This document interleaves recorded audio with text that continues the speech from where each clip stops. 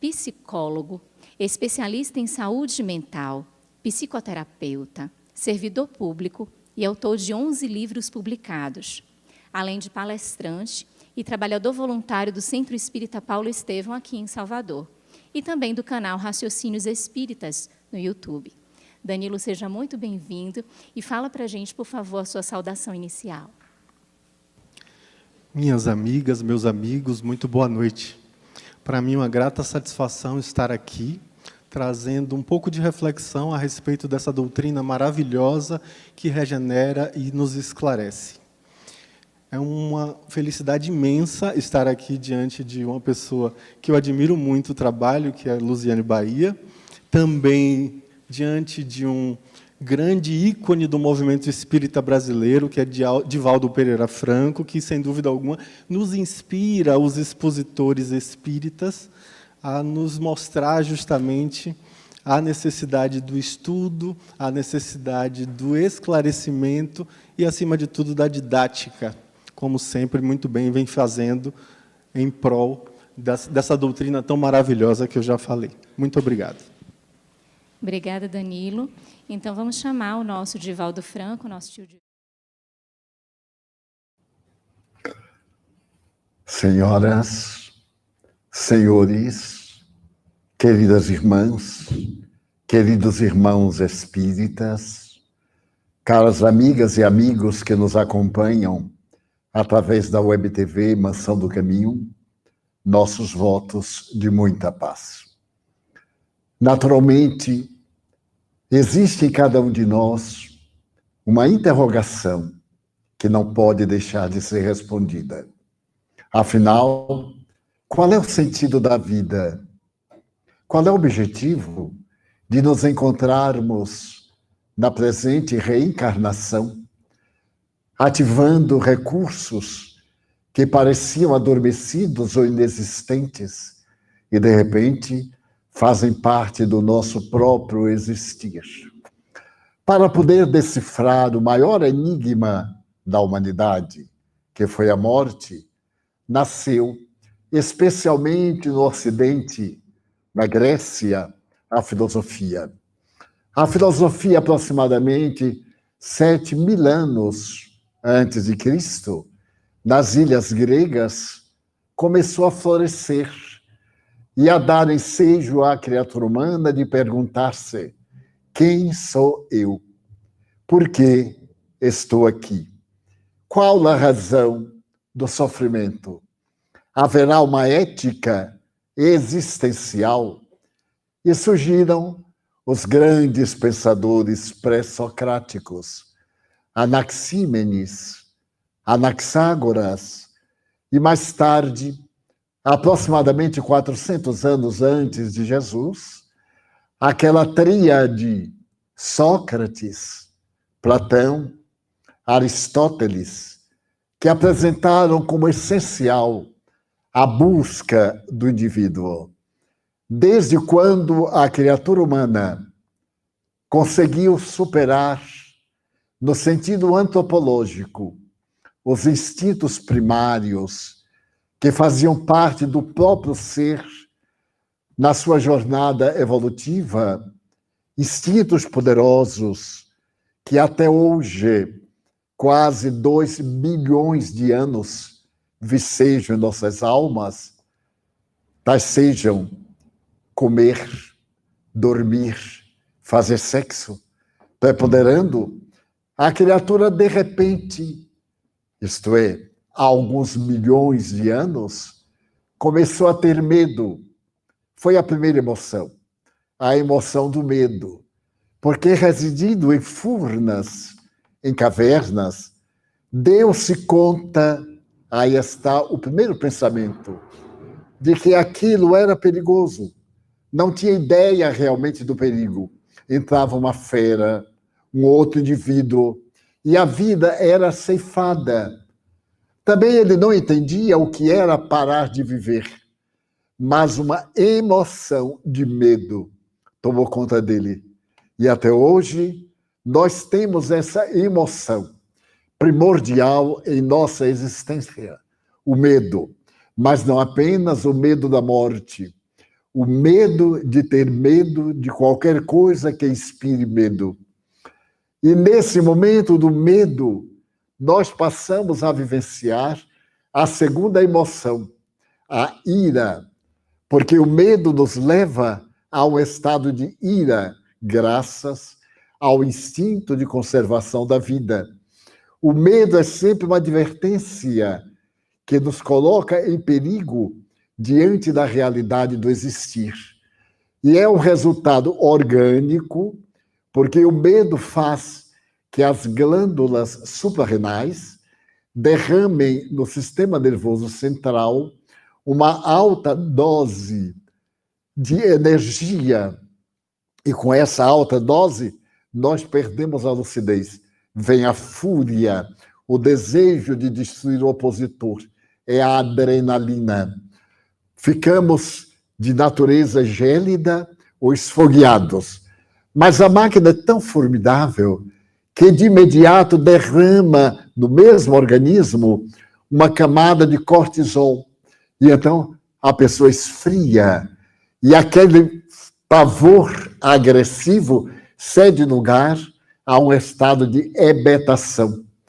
Todos nós, sem exceção, naturalmente exceto Jesus Cristo, temos esses sentimentos. E por fim veio a última emoção, a emoção mais jovem, que é o amor. E esse amor começou entre os felinos, os tigres, os gatos e etc. Quando, nascendo o filho, lambe-o para tirar a placenta e devorar, protegendo-os para que possam sobreviver. É, a princípio, uma força interior de proteção. Depois, é um sentimento de amizade, de compreensão, de tolerância, de afetividade num grau maior, mas também com os graves perigos do instinto, já que o nosso instinto é de preservar o indivíduo, ego, vem naturalmente a defesa do objeto amado. E passamos a amar o objeto, a pessoa, a coisa com propriedade. É a paixão. É um sentimento de amor, porém enraizado no primarismo da posse. E por esta razão, os grandes filósofos idealistas que foram citados, Sócrates, Platão e Aristóteles, estabelecem como base essencial o autoconhecimento, a descoberta do si, a identidade do indivíduo perante a vida e a necessidade de ser ao invés de ter, porque tudo aquilo que nós temos torna-se senhor da nossa dependência. O ter leva-nos à turbulência, ao medo de perder. Aquilo que nós temos, nós deixamos. E deixamos porque não podemos levar. Eu li há muito tempo algo muito interessante. Uma dama americana que era herdeira de 200 milhões de dólares naquela época, corresponderia hoje a uns 2 bilhões de dólares. E quando ela estava para morrer, ela procurou ver se levava o máximo que podia. Exigiu que fosse construído um mausoléu em mármore de Carrara, que ela fosse sepultada dentro do seu carro Rolls Royce, que o caixão fosse forrado de veludo, as suas joias fossem colocadas sobre a sua indumentária. Tudo isso foi feito, mas depois ela continuou a pé, depois do cemitério. Quando tudo começou a ficar, ela foi a pé rasgada numa miséria louca. Então, o ter é algo do instinto, porque nos dá garantia aparente para o dia de amanhã. Nós vimos isso curiosamente pelo instinto. Eu tenho que pensar na velhice. Aliás, pensar na velhice é uma tragédia, porque a gente vai envelhecer, queira ou não. Eu estive há 2 ou 3 dias fazendo check-up. E como eu sou muito jovem, tenho apenas 95 anos, em determinado momento, o médico melhor disse: você está com a saúde ótima, mas é um problema que não temos recurso para dizer. Eu disse: mas doutor, nenhum recurso, nenhum. Eu digo: o que será? Ele disse: a idade. Pela primeira vez, eu achei essa idade muito antipática, porque eu achava colossal. Chegar aos 95 anos com lucidez, movimentando-me, pensando, amando. E então eu fiz a viagem agora interior, porque durante aproximadamente 80 anos eu viajei por 70 países, 3.000 cidades, falando a respeito do ser, mas eu estava também preocupado em ter uma velhice em paz. Quando me dei conta disso, eu fiz a viagem interior e o meu ser saiu do corpo para ir além. Qual é a finalidade da vida? É amar, para atingir a imortalidade, de onde vim, para onde vamos, todos nós, queiramos ou não. Numa existência longa, acontecem muitas coisas, e pregar a doutrina espírita, divulgá-la há 70 anos, era muito complicado.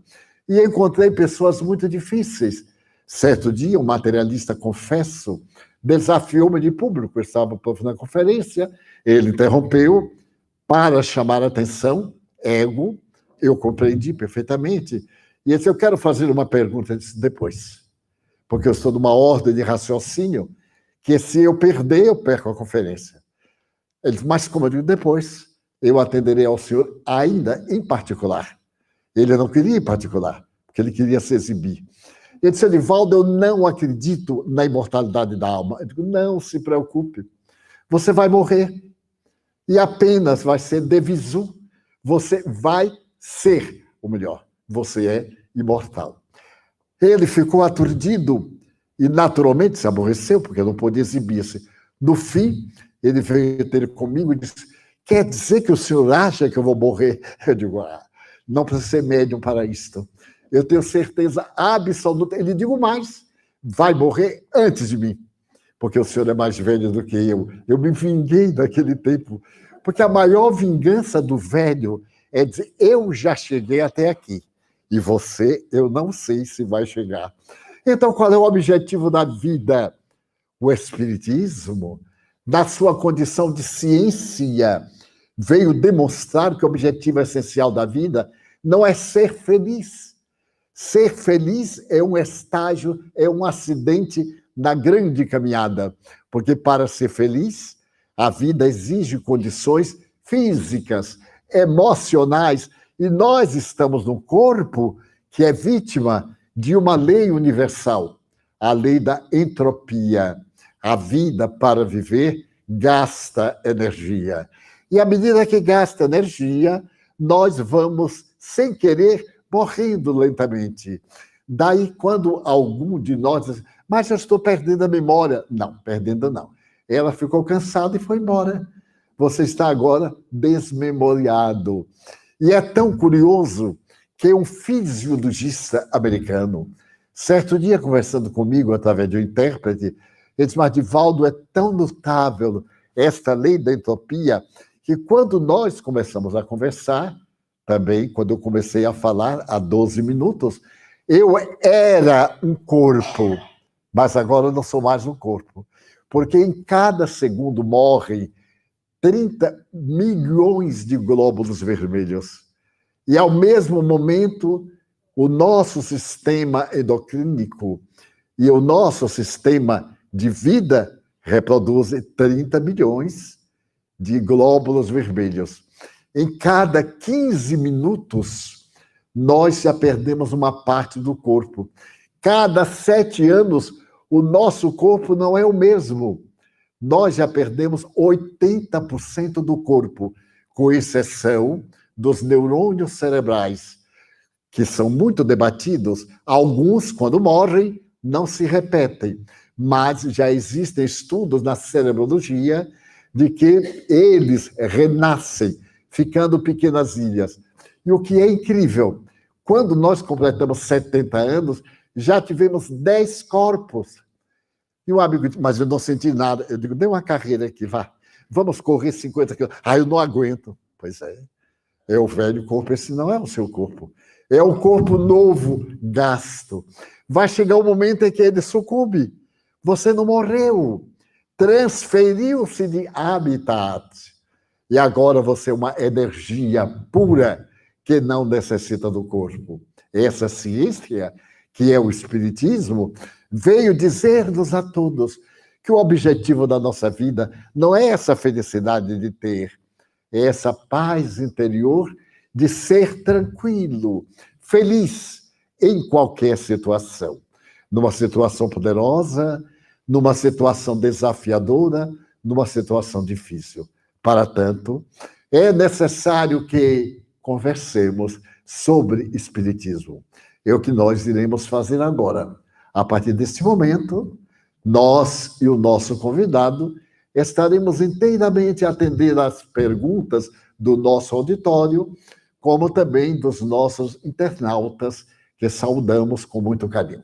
Vamos às perguntas. Educação mediúnica. Uma excelente pergunta para que a gente pense um pouco sobre o fenômeno mediúnico em si. Quando o fenômeno mediúnico se apresenta nas nossas vidas, ele muito frequentemente traz desafios e, nitidamente, precisa da orientação que o saber espírita nos lega, na medida em que esse saber espírita vai nos auxiliar a compreender o que está acontecendo em nossas vidas naquele momento. Então, a educação mediúnica implica aí na possibilidade de um estudo a fim de que a gente consiga utilizar aquele fenômeno mediúnico para a prática do bem, conduzindo, no caso, aquele fenômeno mediúnico para a caridade, na medida em que a gente consiga, por exemplo, utilizar a mediunidade para orientar espíritos infelizes, utilizar a mediunidade para produzir obras que irão passar adiante o conhecimento doutrinário, utilizar a mediunidade com fins verdadeiramente cristãos. Isso é educação mediúnica, na medida em que a gente consiga verdadeiramente trazer para essa pessoa a perspectiva que a doutrina espírita nos lega a respeito justamente do que a mediunidade propicia nas nossas vidas. É uma grande oportunidade para a prática da caridade. Acima de tudo, é um desafio existencial que vai nos ajudar a perceber que aqui estamos com a finalidade última de nos tornarmos médiuns do amor de Cristo na Terra.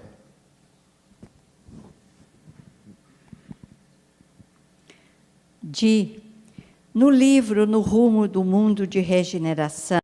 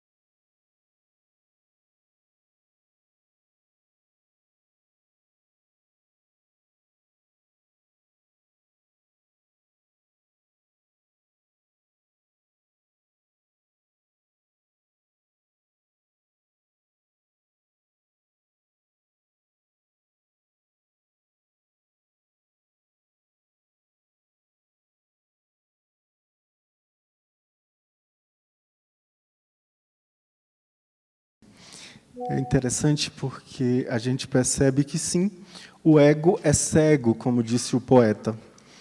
Infelizmente, nós nos vemos diante de armadilhas terríveis que o ego nos faz, porque o ego nos conduz a uma visão ilusória da realidade.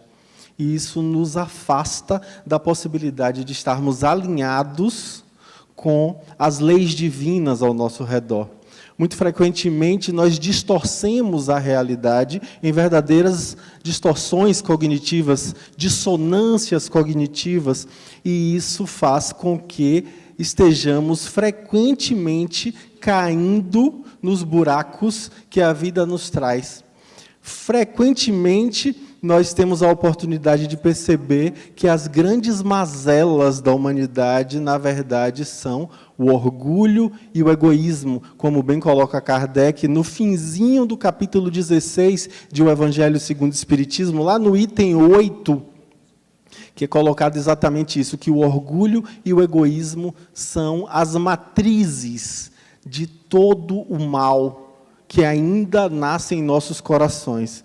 Ou seja, o convite, na verdade, é que a gente consiga se desidentificar desse ego para enxergar o self, que é a centelha divina em nós. Ou, utilizando as palavras de Carlos Torres Pastorino, que nós consigamos desfocar da nossa personalidade para verdadeiramente nos assenhorar da nossa individualidade, que é imortal.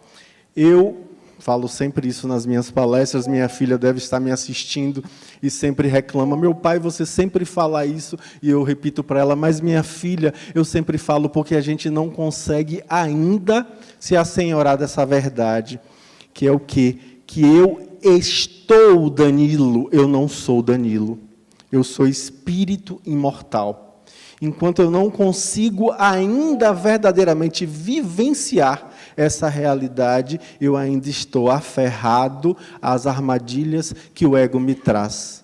Então, quando eu me dispo do ego e passo a enxergar que eu não sou um ser espiritual, um ser humano em experiências espirituais, mas sim um ser espiritual em experiência humana. E eu preciso viver alinhado com essa verdade, verdadeiramente alinhado com a realidade de que eu apenas estou aqui de passagem. Parece que ainda não regularizou lá com o tio Divaldo, e a gente vai seguindo aqui, a gente vai fazer uma pergunta para a tia Solange. É uma pergunta da Rita, que veio assim: é possível reduzir ou mesmo eliminar o peso de uma provação? Rita, o nosso Deus é um Deus de amor, de bondade, que nos criou para a felicidade. O peso das nossas provações, nós as criamos, mas elas podem ser realmente reduzidas. Vai depender do seu esforço nessa tarefa de reencetar novos caminhos, produzir no bem, os valores morais que você vai desenvolvendo cada vez mais, você vai mudando de sintonia, vai elevando cada vez mais as suas necessidades, no sentido de que a cada bem que você faça, diminui o mal que você fez, porque você vai mudando exatamente de nível evolutivo gradativamente. A natureza não dá saltos, e nós construímos e desconstruímos essas energias negativas que causaram consequências, com certeza, em outros semelhantes nossos. Nós vamos nos quitando com a consciência e com a lei de Deus e com aqueles com os quais nos comprometemos.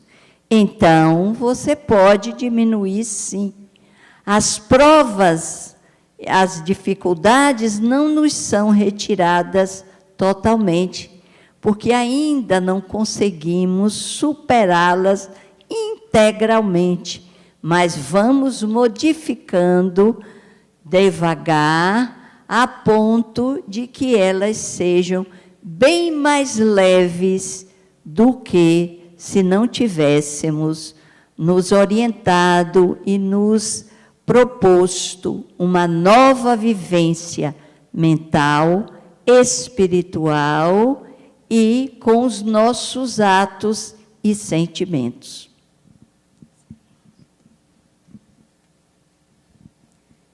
Tio, cada reencarnação é um novo perispírito?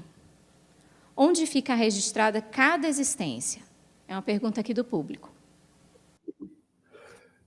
Allan Kardec assevera que nós somos constituídos por 3 elementos essenciais: a energia pensante, um envoltório semimaterial e o corpo físico. Quando morre o corpo físico, as experiências do corpo perispiritual, também muito conhecido com outras denominações no esoterismo, como corpo astral, corpo medial, elas ficam impregnadas e passam ao cérebro físico.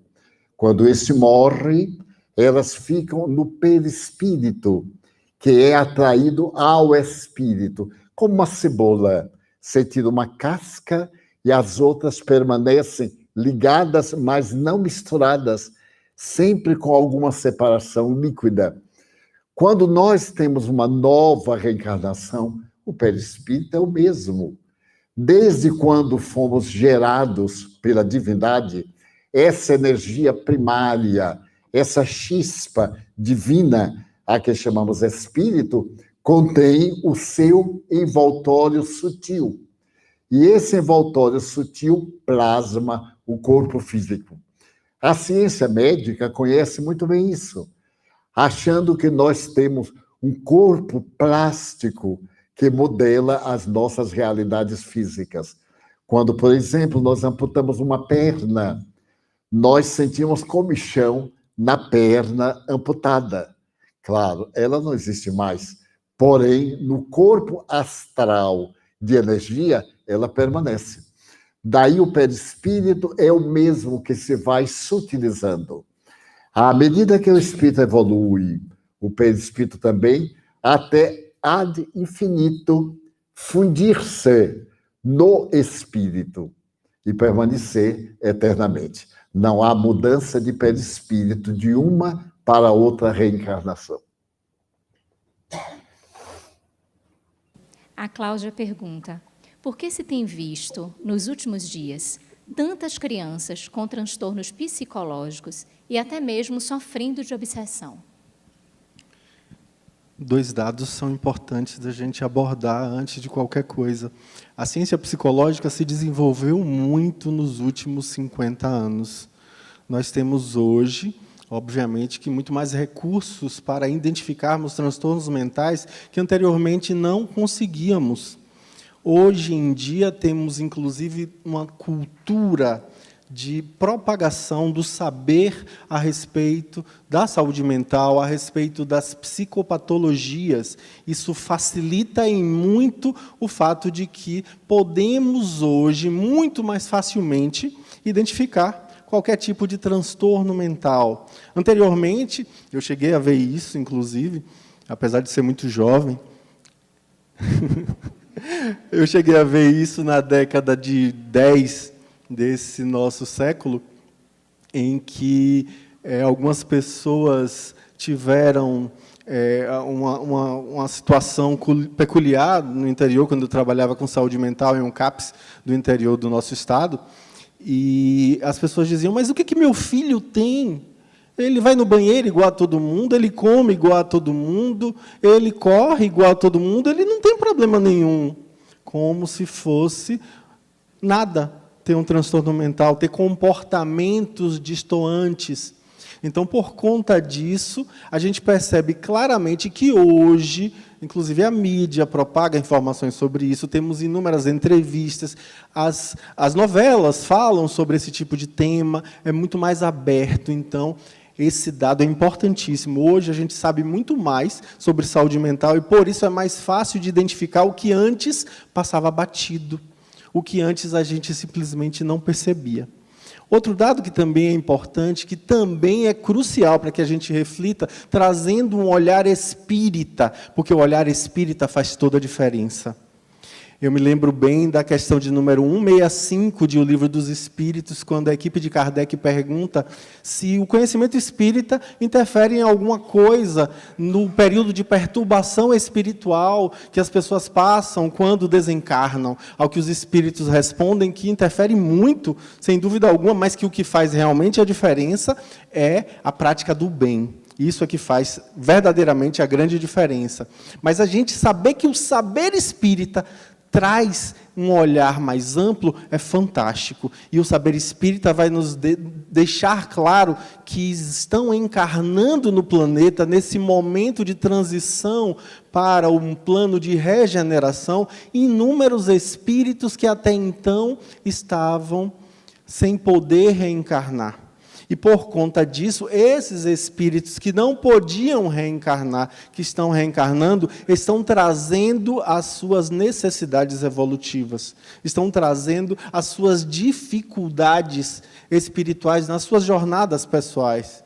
E, por conta disso, temos, sim, um aumento no número de casos de crianças com transtornos mentais, crianças com processos obsessivos espirituais, que obviamente, estão tendo a oportunidade de conseguir depurarem em si as suas dificuldades evolutivas e, por conta disso, estamos tendo tantos casos de forma bastante visível, mas sabendo de que tudo está sendo conduzido pela divindade, nós passamos, então, a ter uma paz no coração e a perceber que, com nossa fé no futuro, as coisas vão gradativamente melhorando para todos na humanidade. E aqueles que conseguirem aprender com essas vivências permanecem em o planeta Terra, e aqueles que não conseguirem tentarão em uma outra oportunidade, em um outro orbe.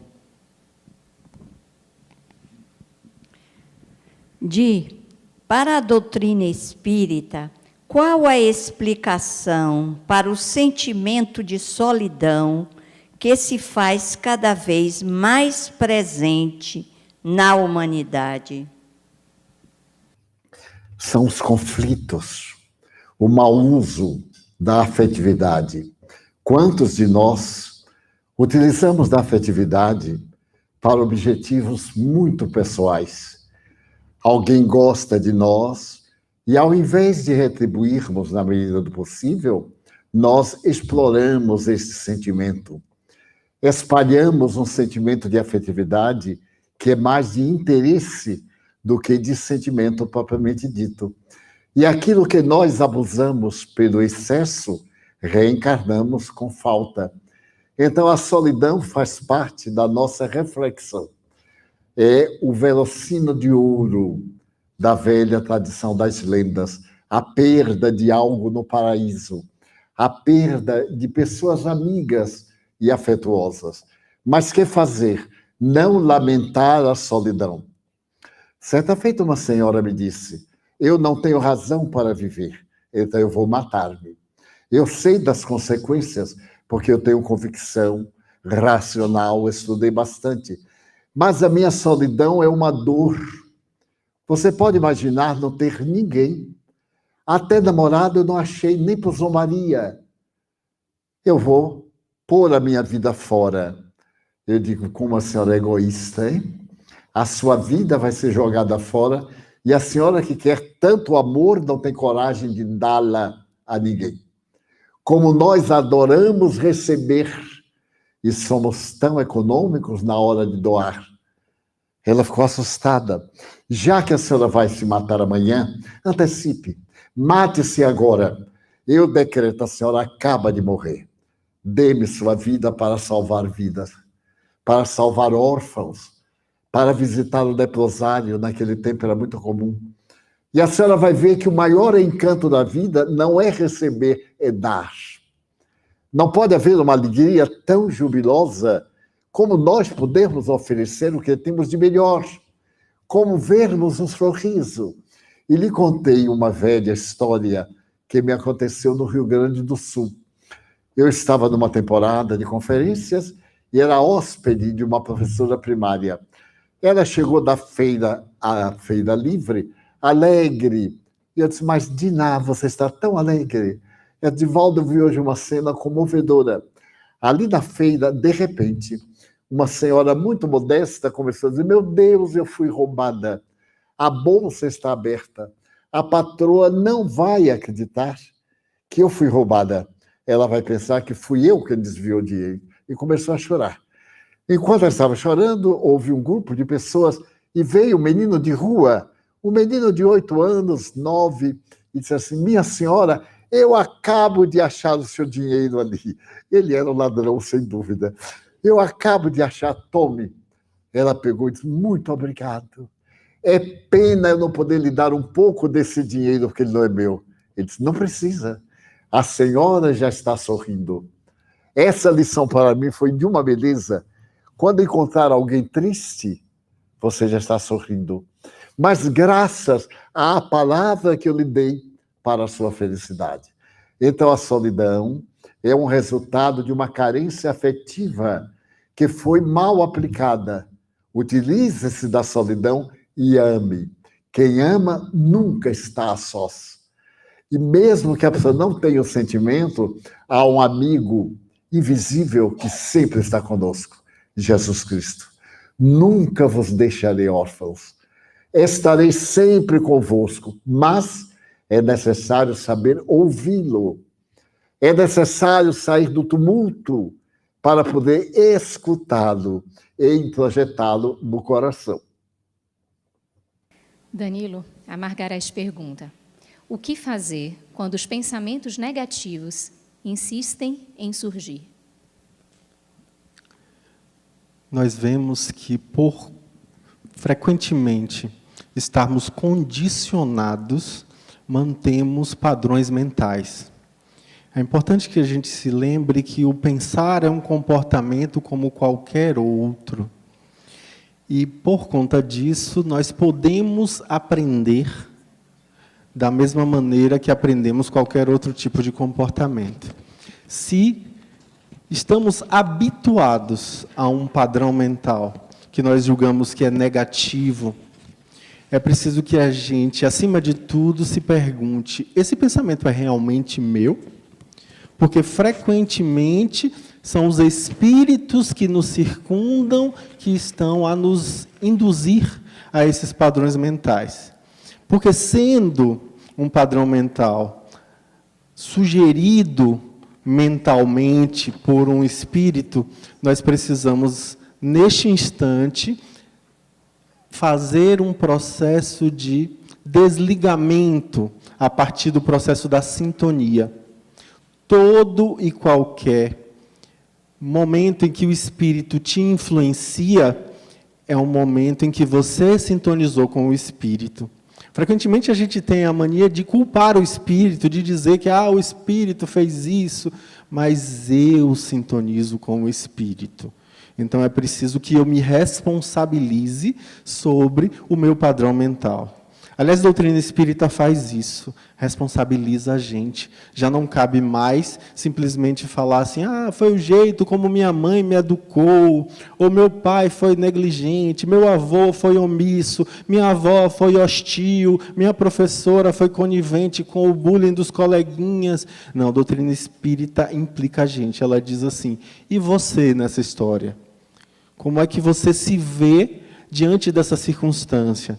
Eu, volta e meia, falo isso, né? A doutrina espírita nos ensina que eu eu verdadeiramente não tenho problemas. Não, eu não tenho problemas.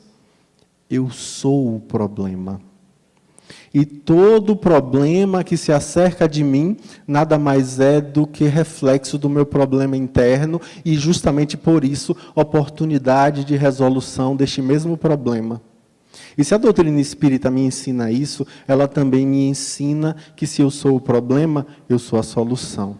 O reino dos céus está dentro de vós. Buscai em primeiro lugar o reino dos céus e tudo o mais vos será dado por acréscimo. Olha o convite que Jesus nos faz. E no Pai Nosso ele vai mais além, ele diz assim: venha a nós o vosso reino. Ou seja, é um convite para que a gente consiga desentranhar o reino dos céus que está dentro de nós. Nós já sabemos disso tudo. Nós precisamos, né, verdadeiramente agora sentir. Porque só faz sentido se for sentido. Se for vivenciado como uma verdade. E assim sim, vamos conseguir alinhavar o nosso padrão mental, que será devidamente protegido pelos espíritos responsáveis pela nossa encarnação, como nossos tutores. Então, mantendo, obviamente, boas leituras, usufruto de boa arte, boas músicas, tendo toda a preocupação com o tipo de informação que nós consumimos.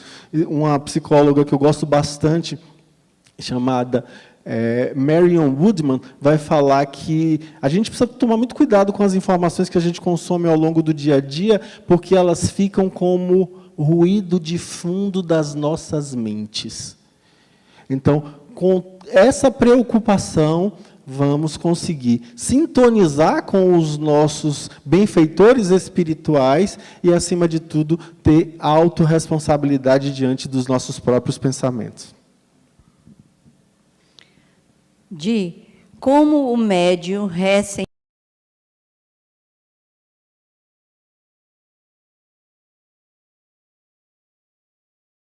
lidar melhor com a ansiedade, insônia e problemas emocionais, ao sentir tudo de forma mais intensa. Primeiro, o médium deve compreender que ele é um instrumento e, na sua condição de instrumento, eleger as companhias.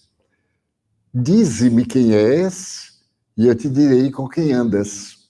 Mas poderemos inverter: dize-me com quem andas e eu te direi quem és. Se a pessoa é portadora de 5 sentidos e tem problemas orgânicos, psicológicos e psiquiátricos, com mais um sentido, esses problemas são mais ampliados. Mas também as facilidades são mais ampliadas.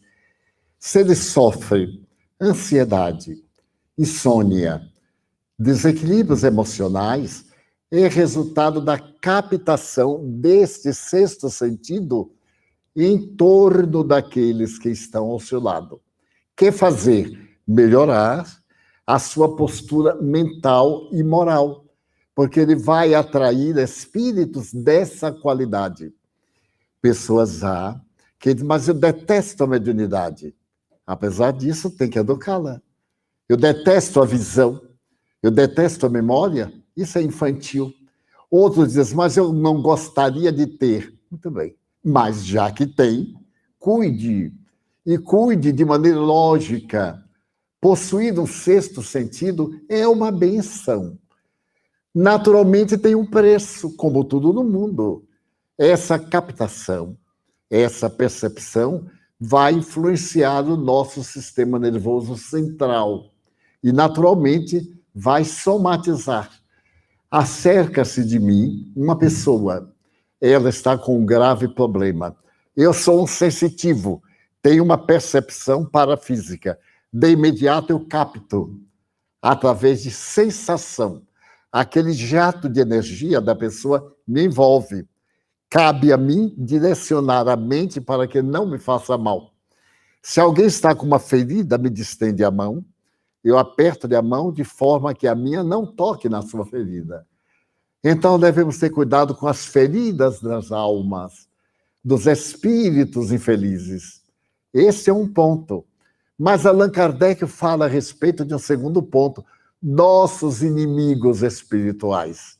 A mediunidade é uma bela porta de serviço, é um instrumento para nos libertarmos do mal que fizemos. Na minha longa jornada, Eu comecei a ver os espíritos aos 4 anos de idade. No dia do meu aniversário de 7 anos, eu tive a ocasião de ver um espírito, eu não sabia o que era. Para mim eram loucuras da cabeça. E esse espírito me disse, ipsis verbis, eu vou te matar. Vai demorar, mas eu vou te matar.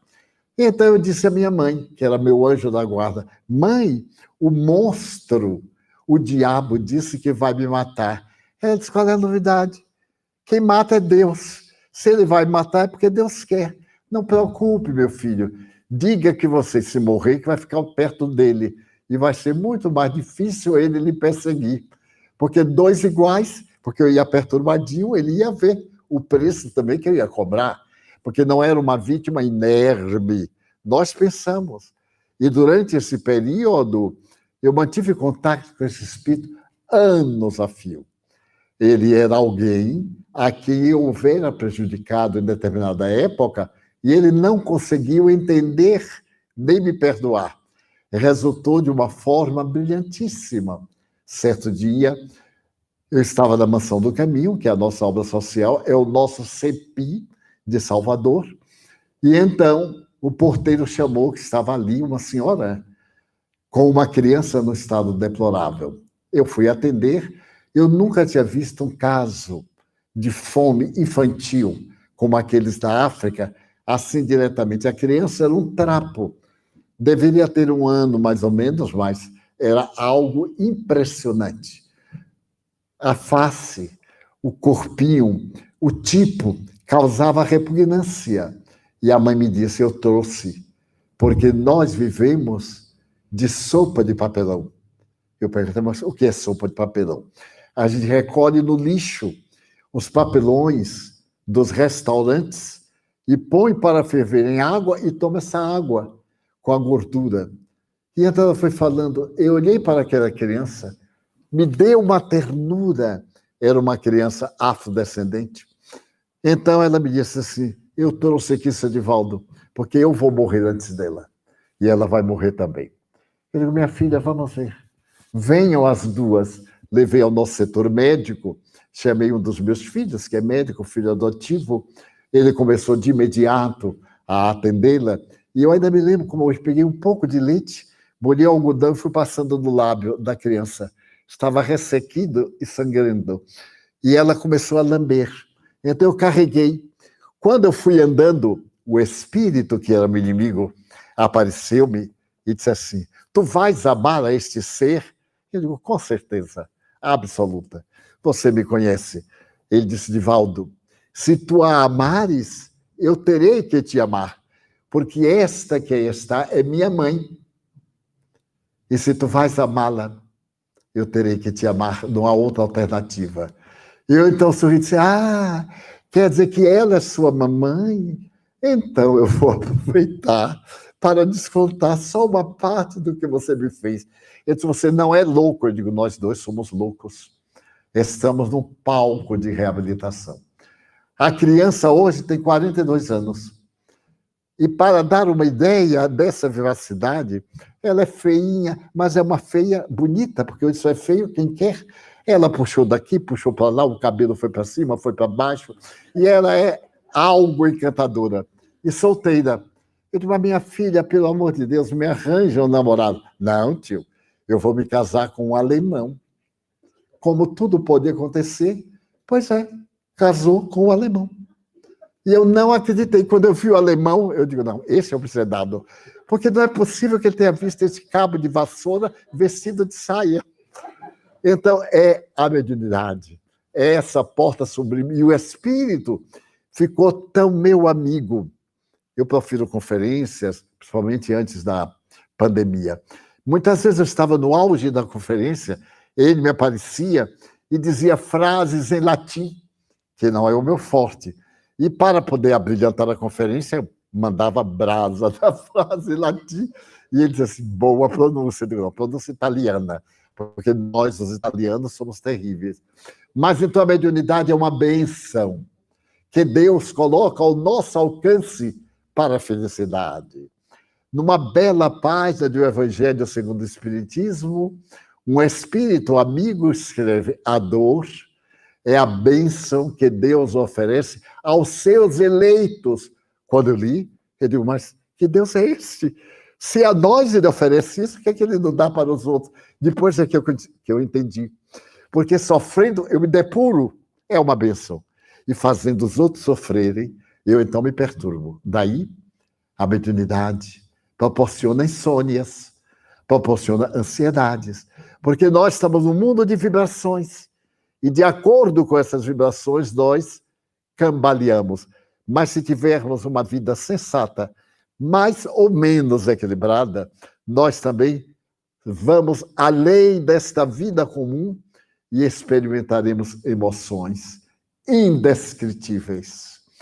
Teremos oportunidade de ver, de ouvir, de sentir bênçãos que nos enriquecem a solidão e deixamos de ser solitários para nos transformarmos em solidários.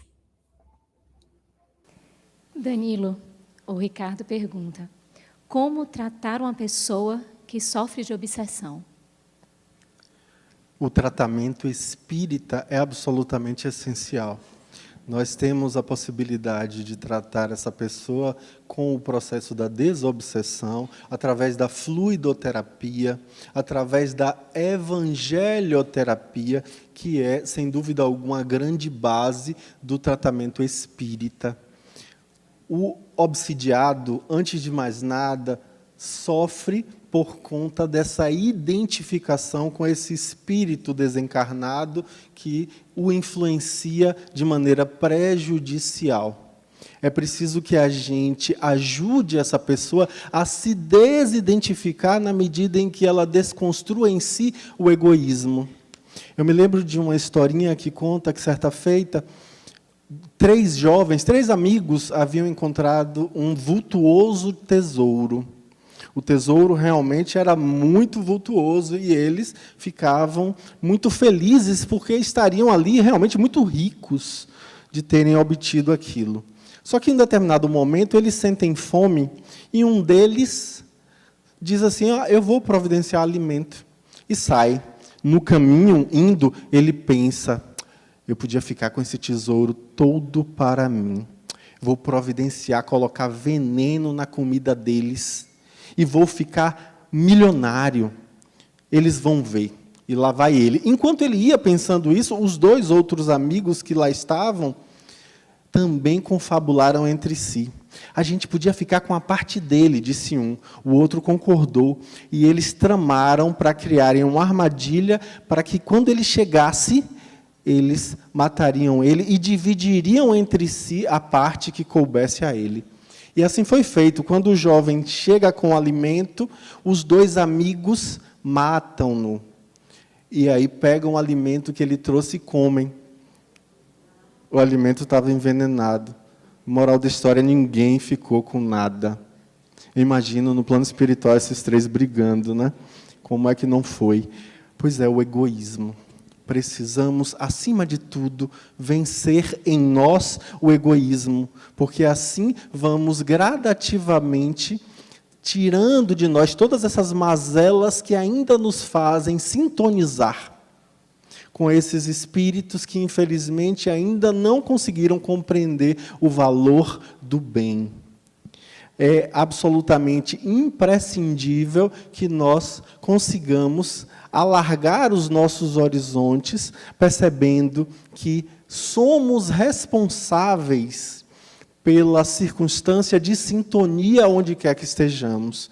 Então, que a gente possa usufruir disso a nosso favor, passando a sintonizar com os espíritos de escola que estão sempre disponíveis para nos auxiliarem. O que falta de nós é a permeabilidade para deixar que essa influência benfazeja chegue aos nossos corações e mentes.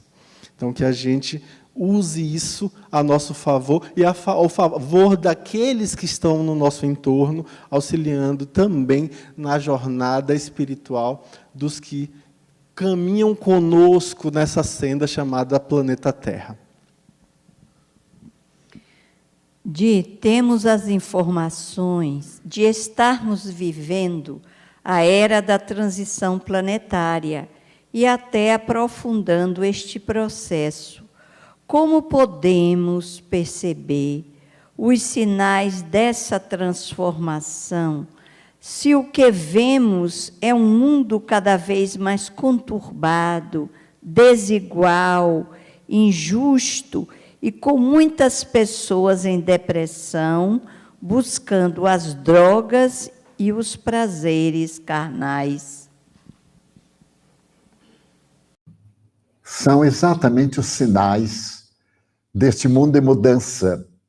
Desconstruir tudo aquilo de mal que temos feito através da história, principalmente a belicosidade, a desonestidade, a corrupção moral, não apenas aquela que envolve o dinheiro, mas principalmente a que envolve o caráter.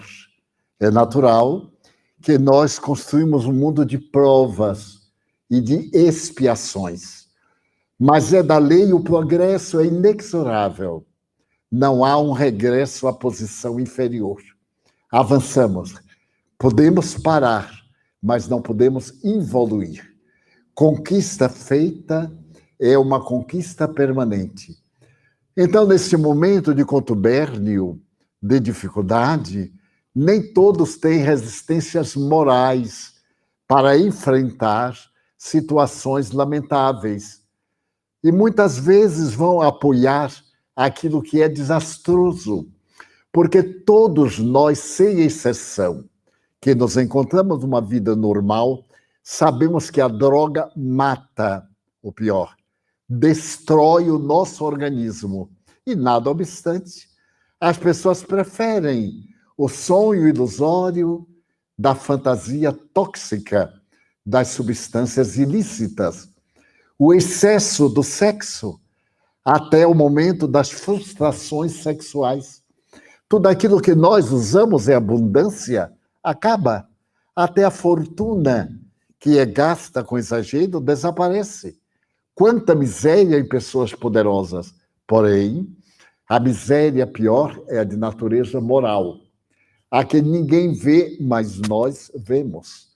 No quadro do depressivo, nós sempre vamos encontrar a culpa consciente ou a culpa inconsciente, na timidez, nesse conflito de claustrofobia, nessas questões de julgar os outros, jogando sobre elas os seus conflitos.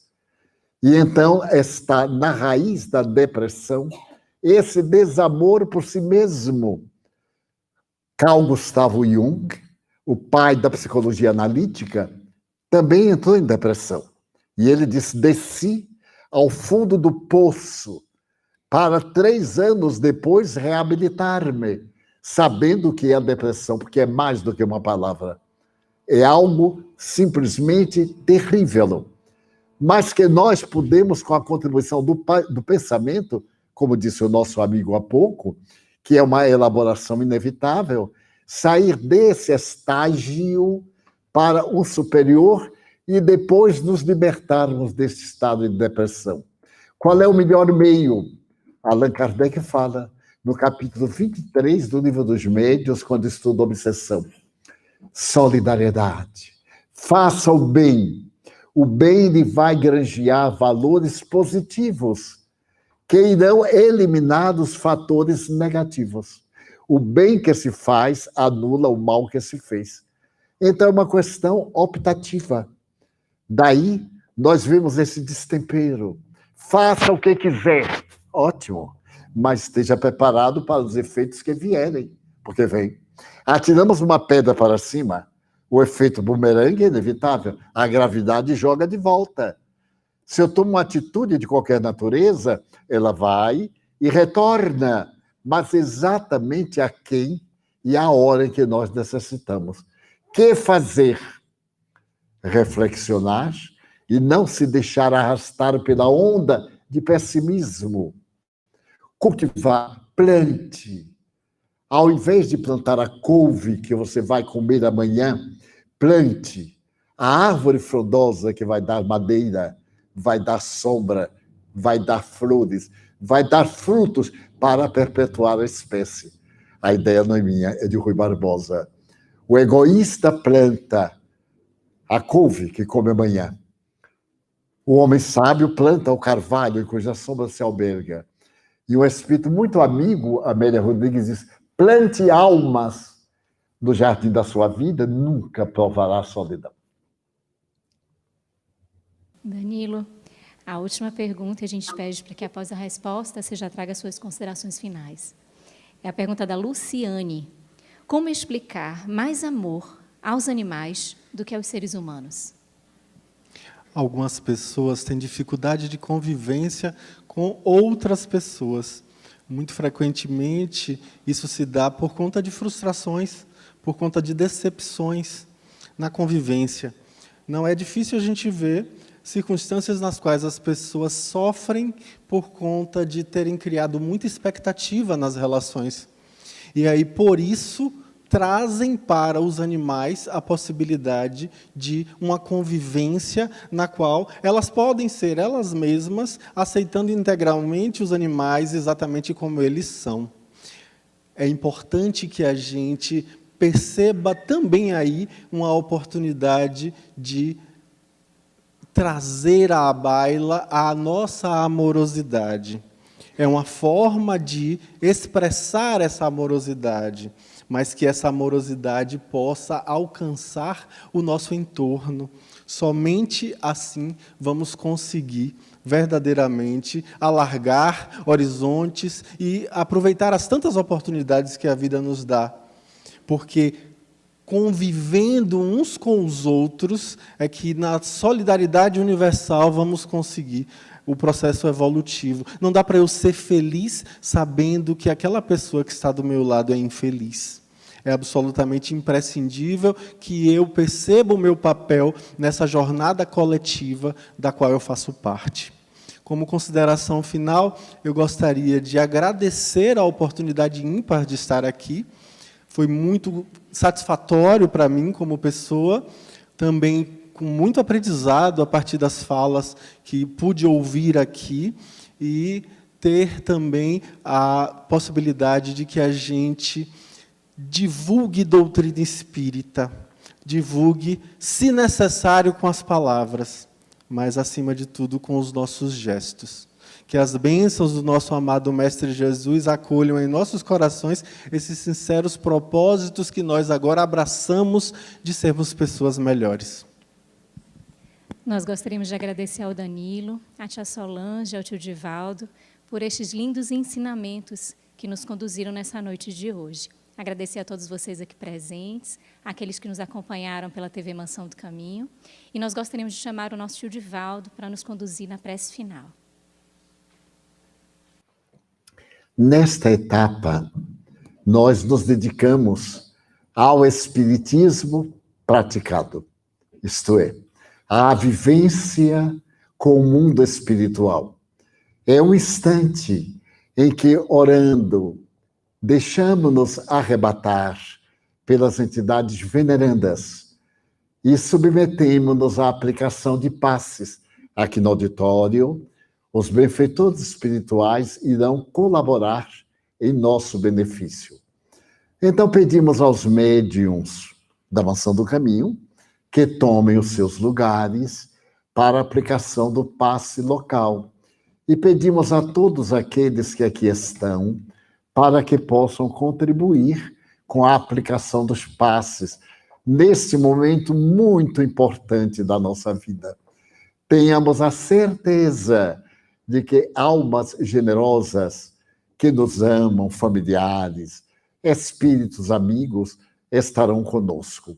Eu irei orando para evitar a hora vazia e diria: Senhor Jesus, abençoa os companheiros de mediunidade, aqueles que se oferecem para darem com a mão, sem que a outra tenha conhecimento, darem as suas energias revitalizadas pelo pensamento e pelo apoio do mundo maior. Então nós te pedimos, por nós próprios, Jesus, para que saiamos daqui melhores do que ao chegarmos. Mas te pedimos pelos nossos familiares, amigos, parentes, aqueles que fazem parte do nosso canhenho de ternura. Mas também pedimos em favor dos que nos odeiam, daqueles que não gostam de nós, ou de quem nós não gostamos. Ampara os que se suicidaram, não se deram outra oportunidade, Jesus. Ampara os enfermos terminais, aqueles que se encontram vitimados pelas doenças expiatórias e dolorosas. Abençoa nossas instituições neste momento difícil da nossa sociedade. Abençoa nossas autoridades governamentais para que usem a justiça, a misericórdia e a liberdade de consciência para vivermos o mundo melhor de regeneração que se aproxima. Amigo incomparável, abençoa a água que te apresentamos, para que se repita a dádiva de Caná, ela absorva propriedades curativas. Por fim, nós te pedimos pela paz, pela nossa paz pessoal, pela paz em nosso lar, no trabalho, pela paz do Brasil, pela paz na terra. Agradecendo-te a oportunidade feliz desta noite, em teu nome, em nome de Deus, de Maria Santíssima e das entidades venerandas que nos conduzem ao destino, encerramos o nosso Conversando sobre o Espiritismo com muita paz para todos. Muito obrigado. Vamos para casa em paz.